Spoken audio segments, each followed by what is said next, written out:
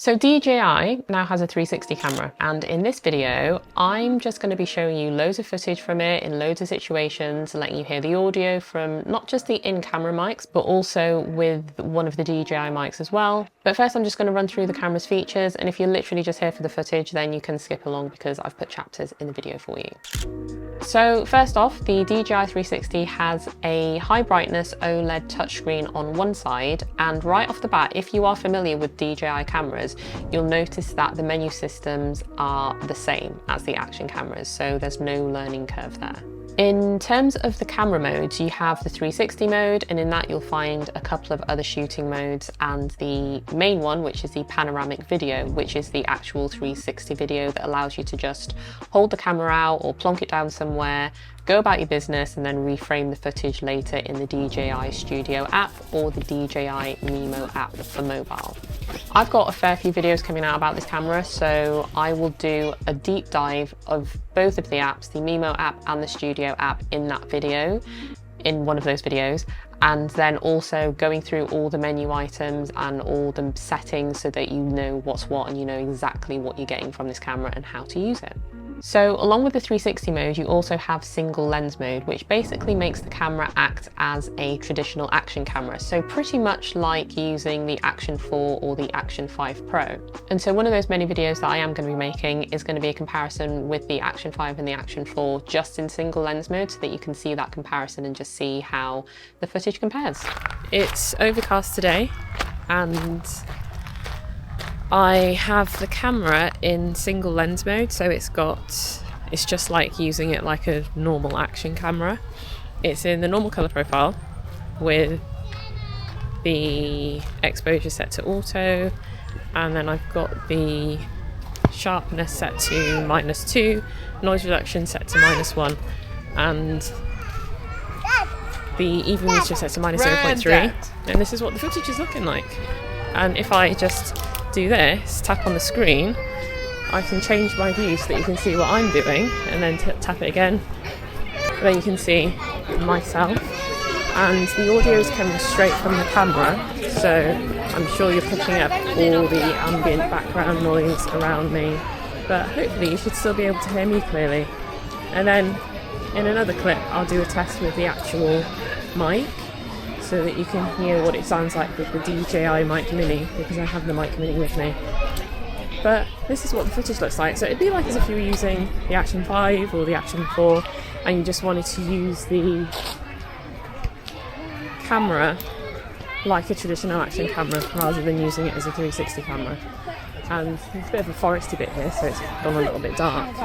And it does look a bit dark on my screen, but it should look alright. And let me just say this too before I forget, like the Action 5 Pro, this camera has built-in storage of 128 gigs, of which 105 is actually usable. And then you can also just use a micro SD card up to 1 terabyte to expand that storage. The DJI 360 also has fast charging, and it can also be used whilst charging, which is pretty useful. And it can apparently go from 0 to 50% in 12 minutes, which will give you about an hour and a half of filming from 50%. So with it being 50% charged, which is pretty decent. 12 minutes, that's actually really decent. And now this is what I was really happy about. If you have the Osmo Action 5 Pro and you have the 1950 milliamp per hour batteries, they will work in the DJI 360 because they use the exact same battery. So thank you DJI, I love it when companies do this. And that's the other thing, accessories. The mount is exactly the same as the Osmo Action series cameras. I could have not said that any slower, could I? So if you already have those little mounts on various accessories, you can continue to use them, which is great. So this camera really does just slot in nicely to the DJI ecosystem. There is a mount and selfie stick though, and the mount has this little rotation thing so that you can either have the camera straight or rotated at an angle, which is actually useful for vlogging. And on the bottom of the camera, there's a 1/4 20-inch thread, which is pretty handy too. I just wanted to say, you are going to see some footage of me in this exact spot, same clothes, because I literally just did what you're going to see later, but I was just watching the footage back and I realised that I had angled the camera up, so it was at that like 45-degree angle, and so you can actually see what's supposed to be invisible stick in the 360 footage, because obviously it's not being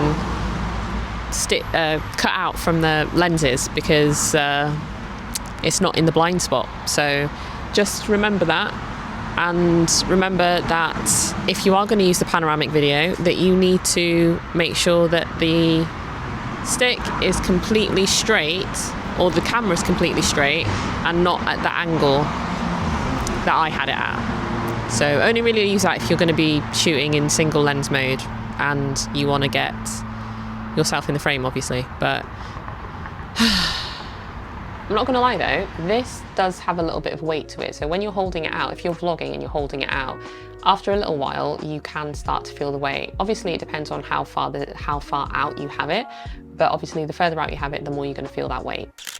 So when I'm sitting back just in my seat, that footage from the screen is looking very dark to me. Obviously if I sit forward, then you can see the light on my face better. But I don't know, maybe when I take it into studio, it'll look brighter. Now, in terms of the footage, the DJI 360 is an 8K 360 camera, and you can shoot in normal color and D-Log-M both in 10-bit, but there's no dedicated HDR mode because of the default high dynamic range. But you will be pleased to know that the footage doesn't have an over-processed HDR look, it just looks normal. So on a sunny day in the normal color profile, the footage looks good, equally so with the D-Log-M footage as well. It also looks good and grades the same as the D-Log-M footage from the Action 5 Pro.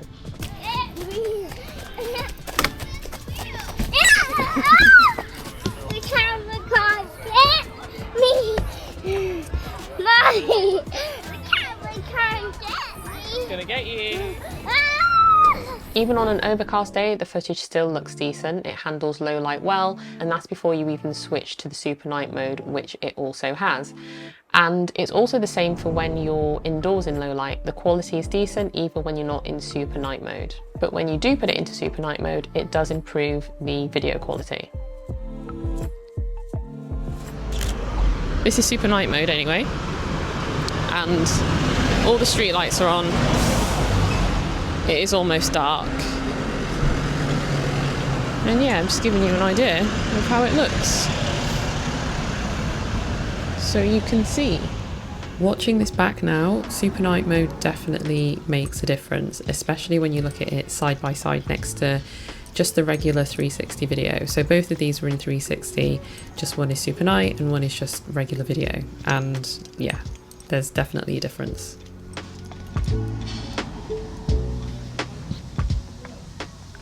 I will test this more in a dedicated low light video though, and share some camera settings, what I think is going to be the best for shooting in low light anyway, from what I find. It's getting dark. How is it looking? Looks alright on here. Yeah, it still looks like it's light outside, but trust me, it's getting dark. It is getting dark. I'm just waiting for the street lights to come on so then I can just walk up and down, get some night footage just to see what it looks like, because I have no other situation in which I really film at night unless I'm on holiday and I'm going out and about somewhere. So I also just realized that my air conditioning is on, so whether you can hear me or not, I don't know. But I think that, I can't check now, but I think the noise reduction is on high, because I think that's what I last had it on, but I will double check that. The DJI 360 has 4 microphones, and it has an intelligent wind noise reduction mode which you can set to standard to keep some ambient sound or a bit of wind, or you can set it to high to completely eliminate everything. Now, just like the DJI Osmo Action 4 and the 5 Pro, you can connect DJI's wireless mics to DJI 360 via Bluetooth to get improved audio. And it's like the Action 5 where you can connect 2 transmitters at a time. And you can mix and match if you want. So if you have a Mic Mini transmitter and a Mic 2 transmitter, you can use them together. It's not one or the other. It's typical that I come to what's supposed to be a busy road and there's not really any traffic, but I have the mic wind noise reduction set to standard, and it is a bit windy, but it's not as windy as it was earlier, so the wind isn't, you're probably not really going to be able to hear the wind, but the wind noise reduction is on standard. So let me change it over to high so that you can, I want to hear how much of a difference there is between standard and high. This is now set to high, and I forgot to mention as well that the channels are set to stereo. So cars going by at the moment, and this is set to high. Yeah, I'm definitely going to have to do that on a windy day so that you can actually hear a difference and actually compare it properly, because even though it was kind of windy, it wasn't really windy, so you couldn't really get the full effect. But you will be able to hear the difference between using the in-camera mics and then using something like the DJI Mic Mini in the next clip. This audio is now with the DJI Mic Mini connected via Bluetooth to the Osmo 360, and yeah, it's got the wind muff on it because it is a bit windy, and I'm by a busy road. I'm still by this busy road again, and this is what the audio sounds like with the DJI Mic Mini.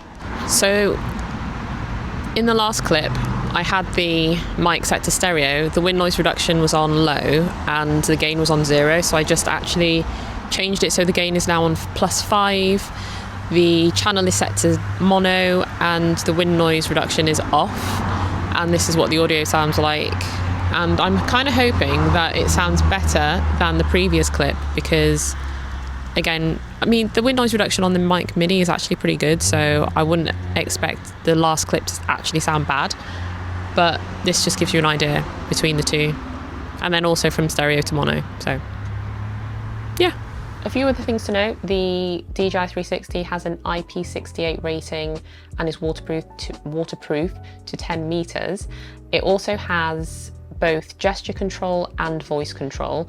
You do have to be careful with the lenses though, because if they get scratched or broken, they're not replaceable, unfortunately. And it's also worth mentioning as well that whilst recording in single lens mode, you can switch between the front and the rear lenses without interruption. So it means that you can quickly and easily capture both perspectives without having to turn the camera around or stop recording. You just tap the lens switch icon and you're good to go.